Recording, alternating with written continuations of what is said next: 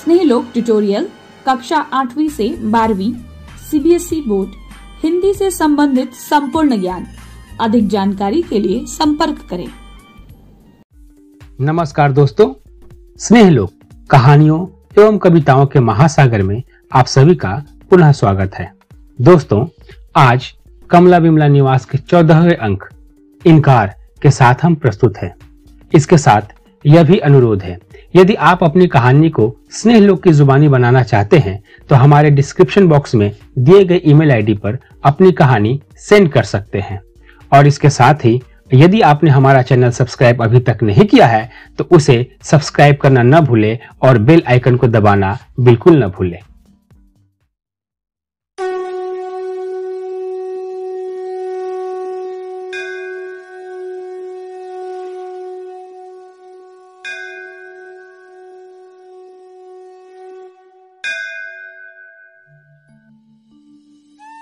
माँ द्वारा पूजा की घंटी और मंगलाचरण द्वारा ही नित्य कमला विमला निवास का दिन आरंभ होता है। आज कमला विमला निवास में खासी हलचल मची हुई है। घर के सभी सदस्यों ने अपने अपने हिस्से के कार्यक्षेत्र को संभाला है। माँ रसोई घर में व्यंजन बना रही है। पिताजी बैठक खाने से लेकर प्रत्येक कमरे का निरीक्षण कर रहे हैं। बाहर के कार्यों को अमित और संजू कंधे से कंधा मिलाकर देख रहे हैं। आज दोनों में खासी मित्रता भी दिखाई दे रही है। वैसे तो संजू ज्यादा देर तक किसी से मित्रता नहीं निभा सकती है, पर आज दोनों जय और वीरू बने हुए हैं। रेणु बड़े ही तन्मयता के साथ माँ के रसोई की छुटपुट कार्यों में हाथ बटा रही है। सबके अंदर उत्साह एवं आनंद है। पहली बार अंजू को देखने लड़के वाले आ रहे हैं। हर पिता की तरह पिताजी की भी इच्छा है कि अंजू की शादी एक अच्छे परिवार में हो, जहां उसे स्नेह के साथ साथ सम्मान भी प्राप्त हो। पिताजी की प्रतिज्ञा तो आप लोगों को याद ही होगी।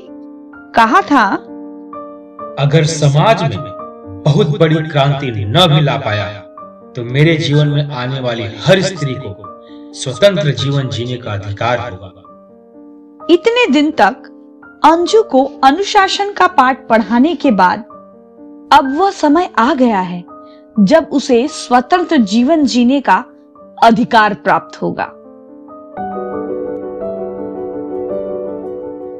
लड़के वालों के आगमन के साथ ही साथ घर में हलचल दुगुनी हो गई। लड़का का नाम नागेश है, जो सरकारी कार्यालय में क्लर्क है और माँ बाप की इकलौती संतान भी। नागेश के पिताजी अब इस दुनिया में नहीं हैं। उनकी ही जगह नागेश को नौकरी मिली है। घर में माँ और नागेश के अलावा एक नौकर भी रहता है।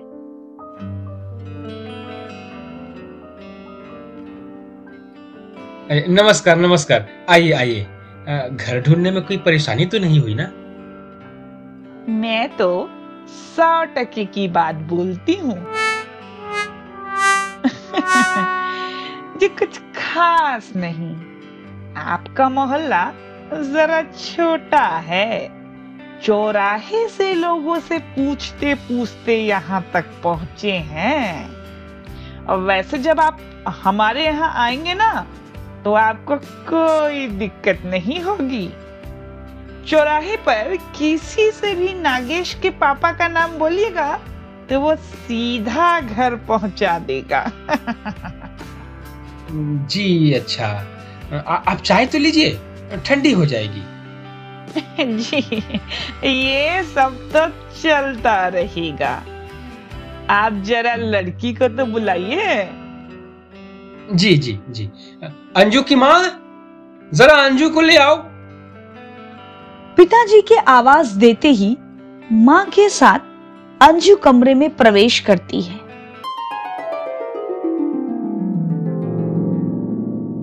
अंजू के कमरे में प्रवेश करते ही नागेश उसे तिरछी निगाहों से देखता है और फिर नजरें नीची करके चाय की चुस्की लेने में व्यस्त हो जाता है।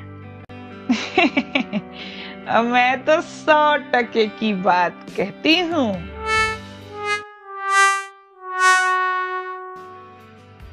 बेटी, खाना तो बनाना आता है ना? घर की लक्ष्मी रसोई में ही अच्छी लगती है। जी, थोड़ा बहुत बना लेती है। पढ़ाई लिखाई से जब भी फुर्सत मिलती है, अंजू रसोई में माँ का हाथ बटाती है। वैसे यह काम तो कभी भी सीख सकती है, मगर विद्या धन अर्जित करना बड़े ही सौभाग्य और अथक प्रयास का परिणाम है। मैं तो 100% की बात कहती हूँ। लड़कियों का धर्म तो खाना बनाना, घर की गृहस्थी संभालना है। हाँ, मतलब थोड़ी पढ़ाई लिखाई जरूरी है ताकि आने वाली नस्ल को सिखा सके।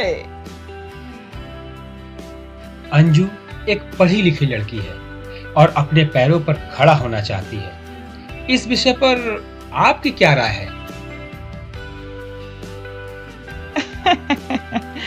भाई साहब, मैं तो 100% की बात करती हूँ।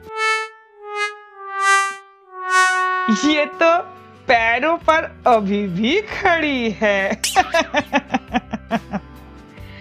जहाँ तक नौकरी की बात है, नागेश तो नौकरी करता है। घर की बहू बेटी घर के भीतर ही शोभा देती है। देखिए भाई साहब, मैंने अपने घर के कायदे कानून सब बता दिए। अगर अंजू को हमारे अनुसार रहना है तो लड़की हमें पसंद है, मगर हमें नहीं पसंद।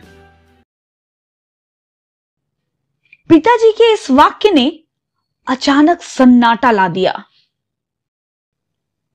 मैंने अपनी लड़की को पढ़ा लिखाकर शिक्षित बनाया है ताकि वह स्वतंत्र जीवन व्यतीत कर सके, मगर आप तो उसे बेड़ियों में जकड़ने की सोच रही हैं। लड़की अवश्य ही घर की लक्ष्मी होती है, मगर उस लक्ष्मी को यह निर्णय लेने का पूर्ण अधिकार है कि वह नौकरी करना चाहती है या नहीं। पढ़ाई का उद्देश्य केवल आने वाली नस्ल को सिखाना मात्र नहीं होता है। शिक्षा मनुष्य को शिक्षित करती है, उसे सोचने समझने की शक्ति देती है। मगर मुझे नहीं लगता है बहन जी, मेरी बेटी के लिए आपका घर अनुकूल है। पिताजी की इन बातों को सुनकर नागेश और उसकी मां चुपचाप चले गए।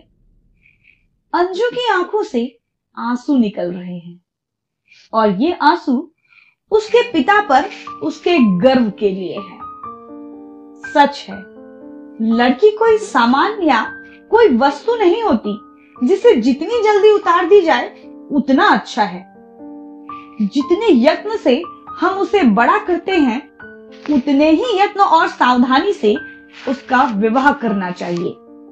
आज का किया गया समझौता भविष्य में उसके असीम दुखों का कारण बन सकता है। एक सजग माता पिता अपने बच्चे का भविष्य उज्जवल कर सकते हैं। वैसे आज तो पिताजी ने करोड़ों माता पिताओं को एक नई राह दिखाई है। वैसे आज कमला विमला निवास में अमंगल होते होते ही रह गया, मगर कल की कोई गारंटी नहीं, क्योंकि यह कमला विमला निवास है जहां सब मंगल है, परंतु वक्त हर वक्त मंगल नहीं रहता। धन्यवाद दोस्तों, हमारा यह एपिसोड आपको कैसा लगा कमेंट करके जरूर बताएं। डिस्क्रिप्शन बॉक्स में हमारा ईमेल आईडी है। यदि आपकी अपनी कोई कहानी कमला विमला निवास के एपिसोड के माध्यम से सुनना चाहते हैं तो हमारे ईमेल आईडी पर अपनी कहानी अवश्य भेजें। तब तक के लिए स्वस्थ रहें, सुरक्षित रहें। धन्यवाद।